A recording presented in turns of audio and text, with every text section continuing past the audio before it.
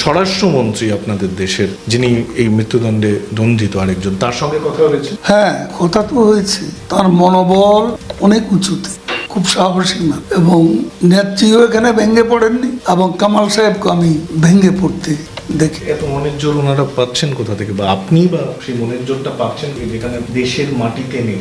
মনের জোর, চেতনার জোর, বাংলাদেশের মানুষের চোখের ভাষা, মনের ভাষা আমরা জানি, আমরা বুঝি।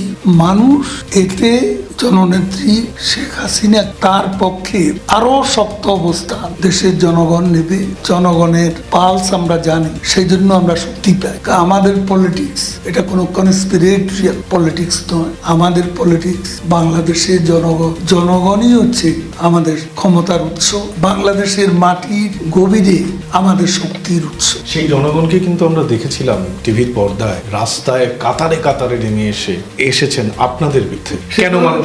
সেটা তো পলিটিক্যাল বিষয়। কিন্তু মানুষ তো নেমে এসেছে না, মানুষ তাদের দলের বাইরে কেউ নেমে আসছে, একথা সত্য। কিন্তু যে দৃশ্যের অভিঘাত, সেদিন লোকজন বেরিয়ে হয়নি, সবাই ঘরের মধ্যে ছিল। তাহলে যাদেরকে আমরা রাস্তায় দেখেছি, যাদের দেখেছেন তারা তাদের কর্মী ক্যাডার, বিশেষ করে জামা। আমি এই প্রসঙ্গটা আসবো, সেটা হলো যে বাংলাদেশের বর্তমান তত্ত্বাবধায়ক সরকারের তরফ থেকে শেখ হাসিনাকে প্রত্যার্পণের জন্য ভারত রাষ্ট্রের কাছে বলা হয়েছে। ভারত রাষ্ট্র একটা স্টেটমেন্ট জারি করে, আপনারা এতে কি খুশি?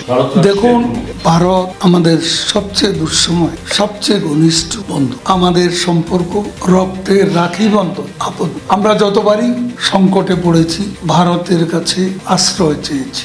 আমি একটা বিষয় মনে করি, আজকে আমাদের যে প্রবলেম, সেই প্রবলেম ভারতের ওপর। ইন্ডিয়ার প্রবলেম, আমাদের প্রবলেম বাংলাদেশ নিয়ে এক সূত্রে গঠিত।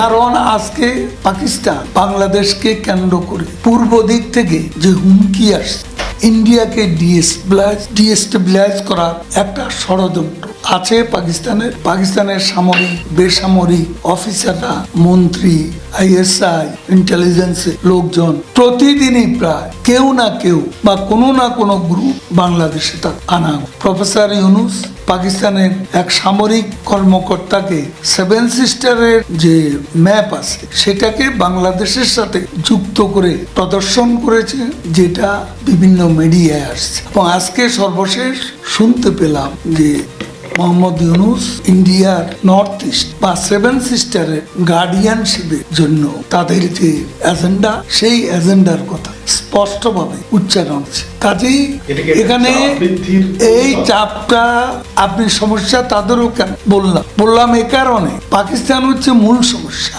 সে পাকিস্তান আর বাংলাদেশ আজকে তারা একযোগে ভারতের বিরুদ্ধে ষড়যন্ত্রে লিপ্ত। সেদিক থেকে ভারত তাদের স্ট্র্যাটেজি, জিওপলিটিক্যাল স্ট্র্যাটেজি নিয়ে তাদের একটা নিজস্ব ভাবনা আছে। সেই ভাবনার সাথে আমরা নিজেদের ইনভলভ করতে চাই। আমরা মনে করি ভারত যে পদক্ষেপ নিচ্ছে, ভারত অনেক ম্যাচিউর, তারা খুব ইম্পর্টেন্ট গ্লোবাল পাওয়ার। তাদের চিন্তা ভাবনা কোনোভাবেই এখানে উপেক্ষা করার কিছু নেই।